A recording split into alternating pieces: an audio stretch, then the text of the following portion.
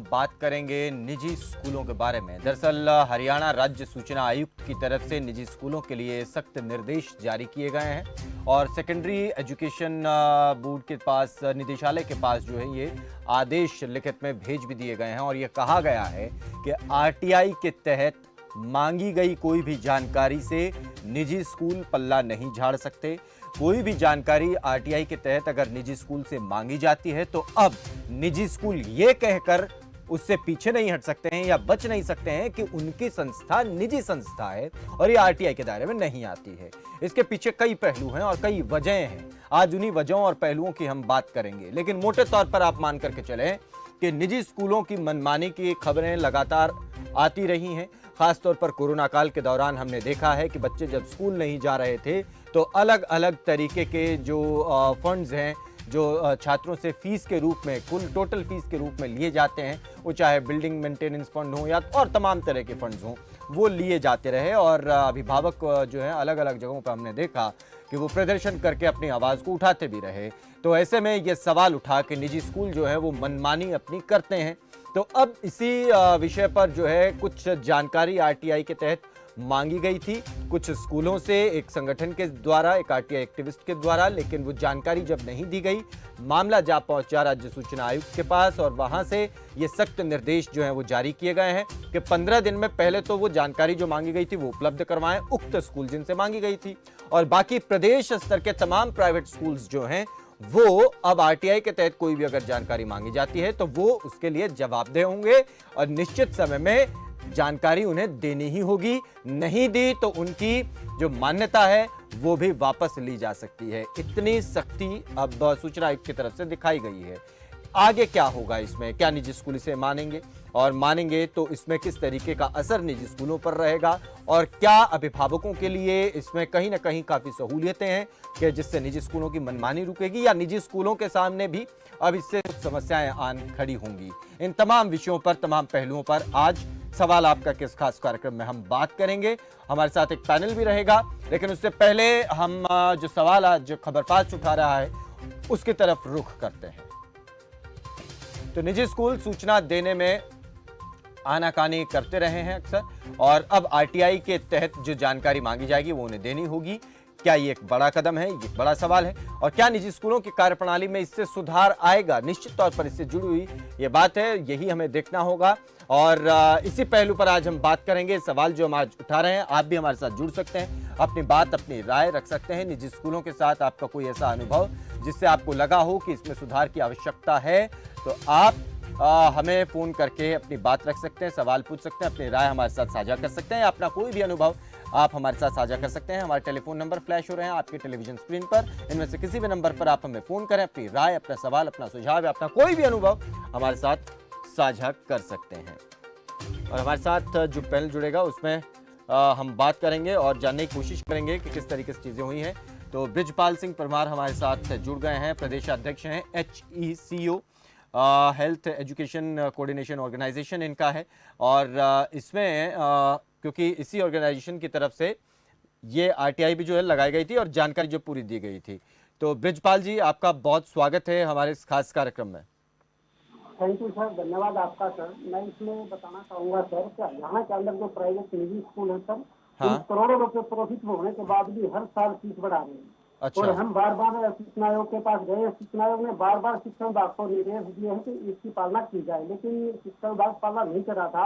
हाँ, इस मैटर में एक शिक्षा विभाग के अधिकारी के ऊपर भी विभागीय कार्रवाई के सूचना आयोग आदेश दे चुका है। अच्छा, अब जाके शिक्षा विभाग इसमें ज्यादा है और उन्होंने आदेश जारी किया है कि सूचना आपको देनी पड़ेगी, क्योंकि हरियाणा के अंदर ऐसे ऐसे प्राइवेट स्कूल हैं जिनको करोड़ों रुपए प्रॉफिट में होते हुए भी बच्चों से फीस हर साल बढ़ा रहे हैं और 40% वो फीस बढ़ा रहे हैं और सरकार शिकायत करते हैं, कार्रवाई करते हैं तो सरकार उससे कोई एक्शन नहीं ले रही है, क्योंकि 2016 में एक ठेकेदार जो ACS के शिक्षा डायरेक्टर ने एक आदेश कर दिया था, जो फीस को लेकर एक कमेटी बनाई गई थी हाईकोर्ट के आदेश के द्वारा, जो कि 2014 में एक कमेटी बनी थी। उसमें साफ साफ निर्देश दिए थे कि एक कमेटी बनाई जाएगी हरियाणा के अंदर और वो इनको देखेगी, लेकिन आदेश के तहत उस कमेटी को निष्क्रिय कर दिया गया था, तो उससे कोई आज तक कार्रवाई नहीं करी है। लेकिन हमने कई बार स्कूलों की ऑडिट करवाई, उसमें एक घोटाले सामने आए हैं 2-2 करोड़ रुपए स्कूल, जो निजी स्कूल है, 2-2 करोड़ रुपए पता नहीं स्कूल का पैसा कहाँ ट्रांसफर कर रहे हैं, उसको भी अब अगर ये सूचना, अगर ये राज्य सूचना आयोग ने आदेश किया है, अगर ये लागू शिक्षा विभाग करवाता है तो इसमें सारे घोटाले उजागर होंगे और उनको पता लगेगा और पारदी साहिब स्कूलों में कितनी फीस है, कितना प्रॉफिट में, कितना लॉस है। अच्छा, मुझे आप एक बात अगर समझा सकें, हमारे दर्शक भी समझ जाएंगे। ये जो पूरा मामला आपने हालांकि मोटे तौर पर बता दिया है कि अब पहले इसमें शिक्षा विभाग कोई एक्शन ले नहीं रहा था, कोई कार्रवाई वहां से नहीं हो रही थी, अब सूचना आयुक्त की तरफ से वहां पे भी सख्त निर्देश चले गए हैं। अभी जो जिस मामले में आप लोगों का ये पूरा केस जो है वहां पर गया था, वो दरअसल था क्या? आप लोग क्या जानकारी चाहते थे निजी स्कूलों से, और कहाँ जो है वो, और किन वजहों से और क्या आधार बनाकर निजी स्कूल उससे मना कर रहे थे जानकारी देने से?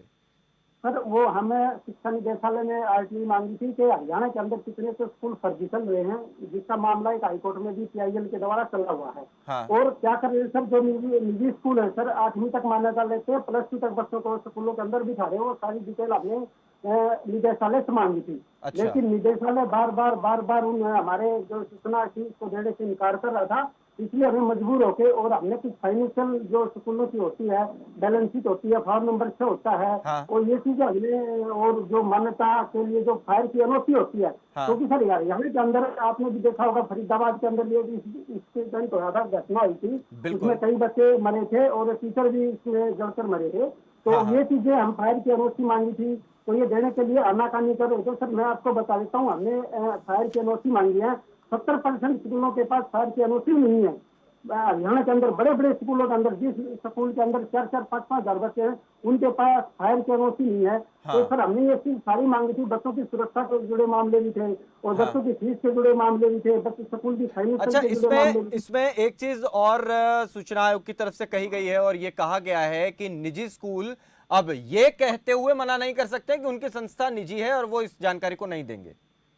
सर उसमें ये मामला था सर, जब हम किसी जिला शिक्षा अधिकारी को आरटीआई मांगते थे तो स्कूल को हमारी आरटीआई को भेज देते थे। हाँ। आज और स्कूल ये लिख के दे देते था कि जिला शिक्षा अधिकारी को भी हम प्राइवेट संस्था और हम इसके दायरे में नहीं आते हैं। अच्छा। और वो ही सूचना जो जिला शिक्षा अधिकारी को हमें दे देते थे। हाँ। तो सर वो जिला शिक्षा अधिकारी से मिली बस्तर के सारा खेल चल रहा था। हम बार बार स्टेट कमीशन में गए, स्टेट कमीशन के एक आदेश नहीं है सर, कम हाँ। से कम इसमें 10 आदेश हैं, ठीक है। 10 से भी ज्यादा आदेश होंगे, और एक अधिकारी के खिलाफ तो स्टेट कमीशन ने विभागीय कार्रवाई के भी आदेश दिए हैं। अगर आप सूचना नहीं दिलवाओगे तो आपके खिलाफ विभागीय कार्रवाई के आदेश इसके खिलाफ चल भी रहे हैं, डीसी डायरेक्टर के खिलाफ।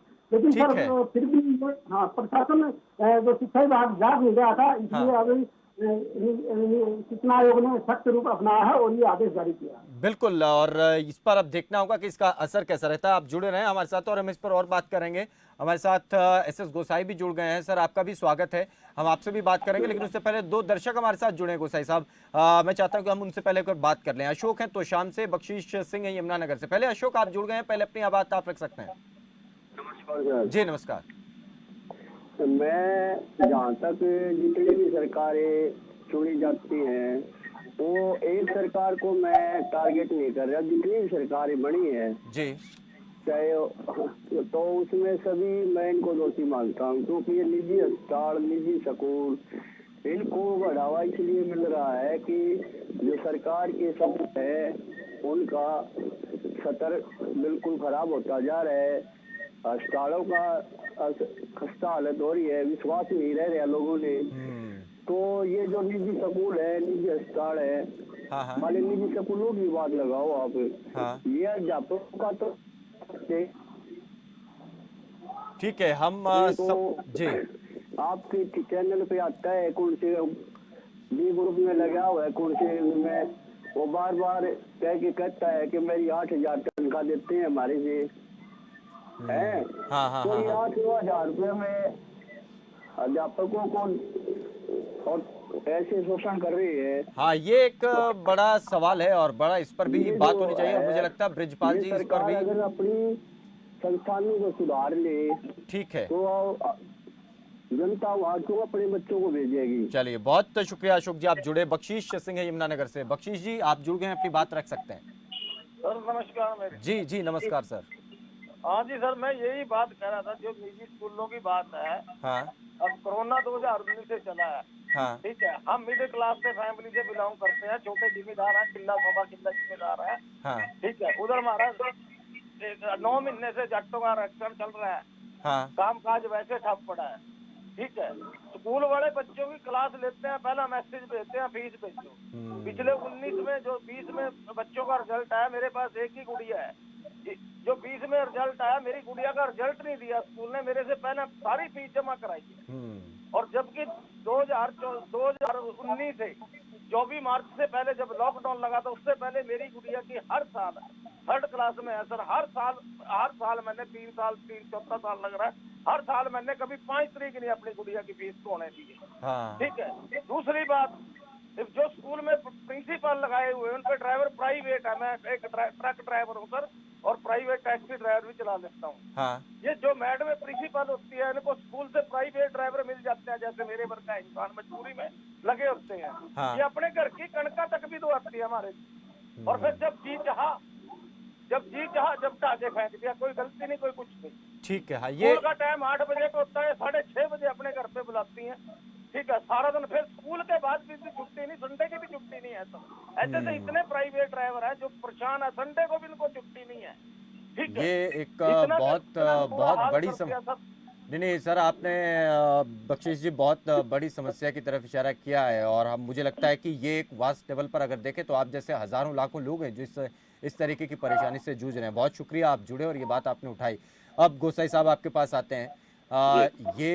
जो मसला है ये हमेशा से रहा है, जो अभिभावक हैं और फिर निजी स्कूल, इनके बीच में तकरार जो है वो बना ही रहता है, क्योंकि अभिभावकों को हमेशा लगता रहा है कि निजी स्कूल जो है मनमानी करते हैं, फीस बढ़ाते रहते हैं, नॉर्म्स पूरे नहीं होते हैं, और उसके बाद फीस जो है बहुत ज़्यादा लेते हैं।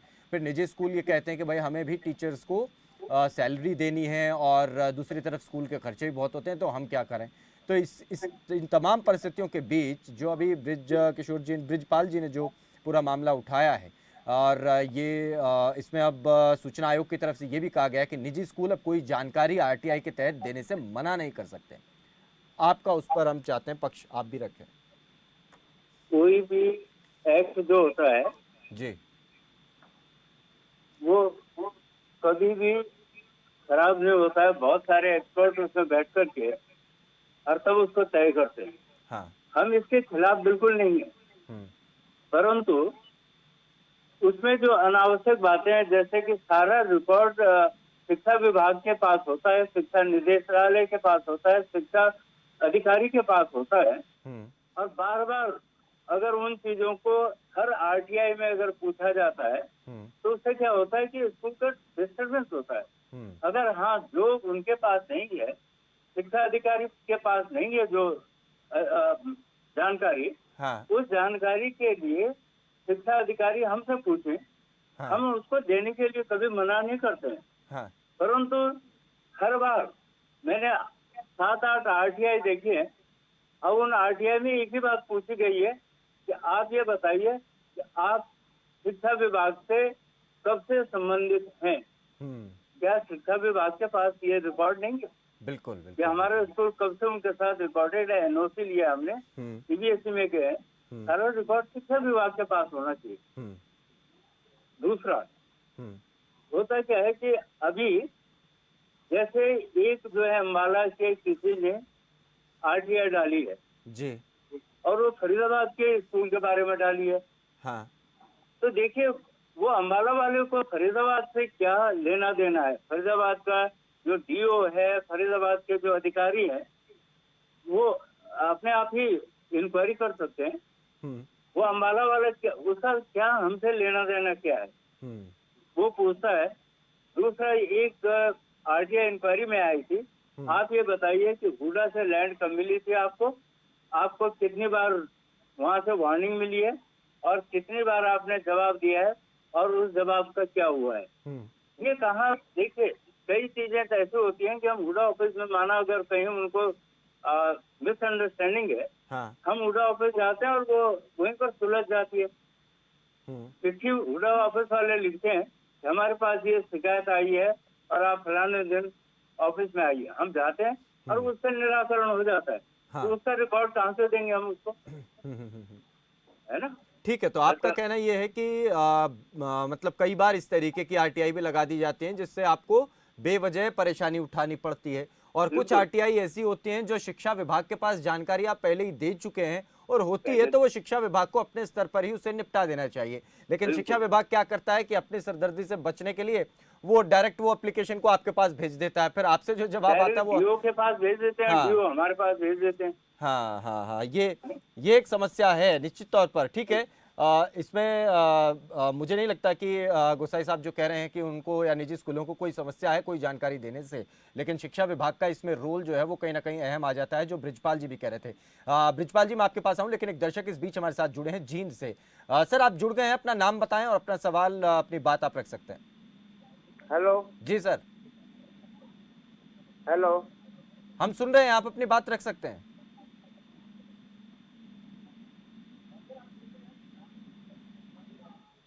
चलिए, लगता है संपर्क कट गया है। ब्रिजपाल जी, जो बात अभी गोसाई साहब कह रहे हैं, और कोई न कुछ वही बात जब आप बता रहे थे कि शिक्षा विभाग जो है वो कहीं ना कहीं बचता हुआ नजर आ रहा था, मुझे जहां तक आपके पॉइंट से लगा, और यही बात गोसाई साहब जो बता रहे हैं कि शिक्षा विभाग के पास आपने आरटीआई भेजी, शिक्षा विभाग क्या करेगा कि वो आरटीआई सीधा निजी स्कूल के पास भेज देगा, निजी स्कूल से जो जवाब आएगा वो ज्यों की त्यों आपके पास आ जाएगी।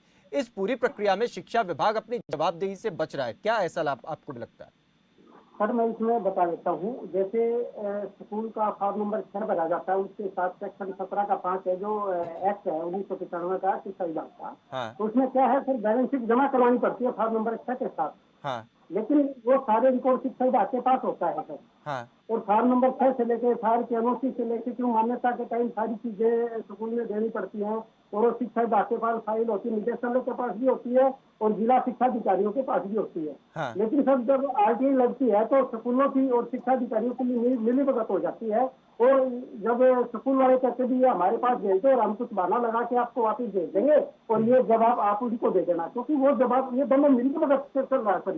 ये एक शिक्षा विभाग नहीं है सर, स्कूल वाले भी उनसे मिले हुए हैं, वो खुद क्योंकि आरटीआई लगते ही शिक्षा विभाग उनको इन्फॉर्म करता है कि आपकी आरटीआई लगी है, वो कहता है हमारे भेज दो, शायद इनके साथ ट्रांसफर कर दो, जो कि सूचना आयोग के सर कई आदेश है मेरी आरटीआई में कि आपको सूचना कलेक्ट करके सूचना का ये करता है उसको देनी पड़ेगी, ना कि आप उसकी आरटीआई को ट्रांसफर करेंगे।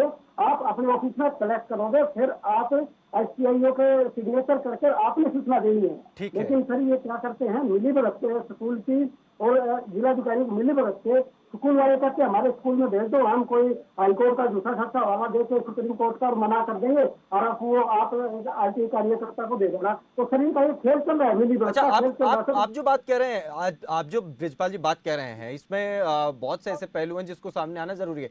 क्या कोई किसी उदाहरण के तौर पर या एग्जाम्पल के तौर पर कोई ऐसी घटना का बता सकते हैं कि आपने कभी कोई आरटीआई लगाई हो और उसमें आपको लगा हो कि इसमें जो है वो मिलीभगत स्पष्ट दिखाई दे रही है?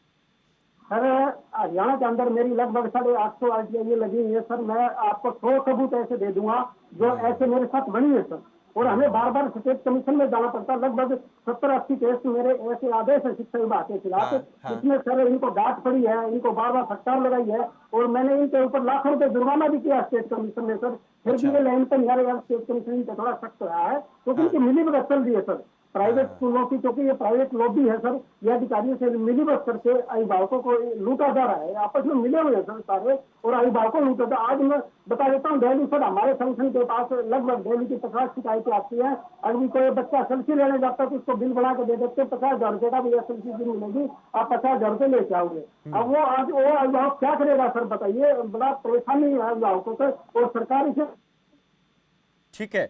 मंत्रियों के और अधिकारियों को मिलीभगत, मंत्रियों के स्कूल होने की वजह से सरकार इससे कोई कदम कानून नहीं बना रही है। अभी मैं आपको बता देता हूँ सर, मैंने हाईकोर्ट में एक मेरा केस है जिसमें जो एसीएस के खिलाफ contempt court of Amana case चल रहा है, क्योंकि 2014 में एक आदेश आया था 2045 में सरकार को एक फीस का एक कानून बनाना पड़ेगा, वो 2012 से आज तक नहीं बनाया। मैंने उससे कंटेम्प्ट डली है और जिसमें आगे आने वाले सितंबर में सुनवाई है सर, लेकिन ये कुछ कर नहीं रहे हैं सर, बस हाईकोर्ट में भी झूठा सा एफिडेविट दे देते हैं और हमने ये कर दिया वो कर दिया, कर कुछ नहीं रहे।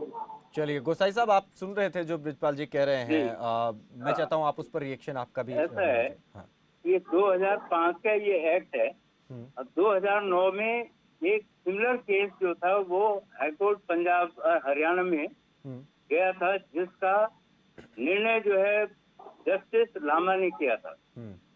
और जस्टिस लामा ने उसमें क्लियर लिखा है कि जो संस्थाएं किसी तरह का सरकार से मदद नहीं लेते हैं वो इसके पर्व्यू से बाहर होंगे, क्योंकि आरटीआई एक्ट के 24वें छठे अध्याय के 24वें पॉइंट पर ये लिखा हुआ है कि जिन संस्थाओं को इस तरह से अगर किसी तरह का सरकारी कोई अनुदान नहीं मिलता है वो स्कूल नहीं लिखा है, वो संस्थाएं आरटीआई एक्ट से मुक्त रहेंगी। ये मामला कई दफा हाई कोर्ट सुप्रीम कोर्ट तक जा चुके हैं, डिफरेंट हाई कोर्ट में गए हैं। हमको उसमें कोई ऐतराज नहीं है। हमें तो ऐतराज ही है कि एक ही बात को लेकर के, जैसे हमारे यहाँ 2500 बच्चे हैं तो 2500 पेरेंट्स अगर आरटीआई डालते हैं, किस का जवाब देते रहेंगे और कब तक देते रहेंगे? लेकिन अच्छा, एक चीज आप गोसाई साहब नहीं मानते कि अभी जो बात अभी ब्रिजपाल जी भी कह रहे हैं और ऐसे बहुत से शिकायतें हम लोगों के पास भी इसे फोन करके लोग बताते हैं कि हमारे साथ ये समस्या फला स्कूल जो कर रहा है और फला स्कूल में इस तरीके से पैसे मांगे जा रहे हैं स्कूल में, और कोरोना काल में तो बहुत ज्यादा शिकायतें बढ़ गई हैं। आप नहीं मानते कि ये परिस्थितियां भी कहीं ना कहीं निजी स्कूल जो है वो ज्यादातर अपने हाथों खड़ी कर रहे हैं? मैं हरियाणा के जितने प्राइवेट स्कूल हैं उनका उस एसोसिएशन का प्रेसिडेंट, और मेरे पास एक दो शिकायत आई थी कि साहब फलाने स्कूल में ऐसा हो गया। जब हम गए हैं उन्होंने डायरेक्टर को भी चिट्ठी लिखी है। जब मैंने वहाँ पता किया है उन्होंने कुछ भी गलत नहीं किया। सुप्रीम कोर्ट का आदेश है कि नए सेशन 2021-22 के लिए जो फीस आपकी निर्धारित है उस फीस को आप ले सकते हैं, including annual charges, admission form, और उसके अलावा जो भी आपके नियमावली में लिखे हैं। तो उस स्कूल ने एनुअल चार्जेस 7,500 रुपए मांगे हैं।